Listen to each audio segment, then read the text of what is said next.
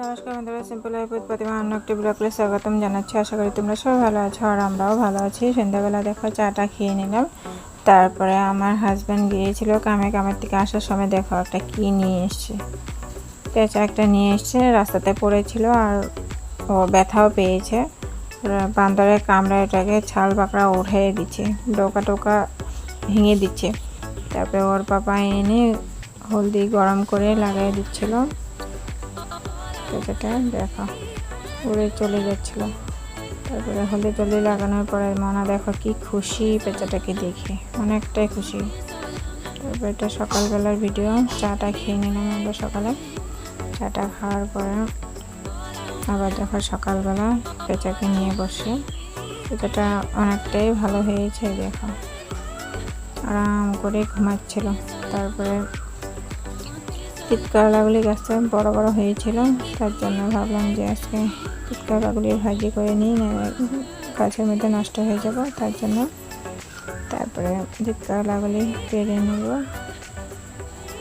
এই দেখো অনেকগুলি তিতকরলা হয়েছিল, দেখো অনেকগুলি তিতকরলা হয়েছিল, সাইজটা বড় বড় হয়েছিল। ভিডিওতে দেখা যাচ্ছে না ভালো করে। তারপরে দেখো ফুলগুলি, ভিতরে ফুলগুলি অনেক সুন্দরভাবে ফুটেছিল। দেখো কতগুলি ফুল ফুটেছে, সকাল সকাল তো ভালো লাগছিল দেখে। তারপরে তিতকরলাগুলি কেটে নিলাম। তারপরে আলু সয়াবিন তরকারি বানাবো, ওগুলো কেটে ধুয়ে পরিষ্কার করে নিলাম।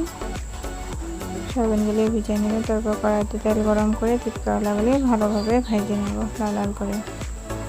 দেখো তিতকরলা ভাজা কমপ্লিট হয়ে গেছে। তারপরে সয়াবিনগুলি ভালোভাবে তেল নুন হলুদ দিয়ে ভালোভাবে ভেজে নেব লাল লাল করে। দেখো ভাজা কমপ্লিট হয়ে গেছে। তারপরে তেল দিয়ে পেঁয়াজ সম্বার দিয়ে তেজপাতা ফোড়ন দিয়ে আলুগুলি ভালোভাবে ভেজে নেব। তারপর মিক্সচার গ্রাইন্ডারে কাঁচা লঙ্কা রসুন পেঁয়াজ এসব দিয়ে আদা পেস্ট করে নিব টমেটো দিয়ে।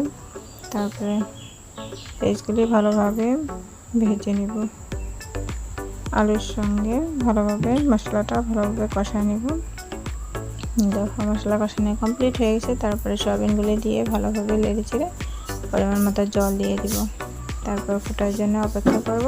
দেখো সয়াবিন আলু তরকারি কমপ্লিট হয়ে গেছে। ধনিয়া পাতা দিয়ে নামিয়ে নেব। তারপর মেয়েকে নিয়ে স্কুলে যাচ্ছিলাম আর কথাগুলো বেড়ে গেছে। মেয়ের ধরাম করা পড়ে গেছে আর হাসছিল।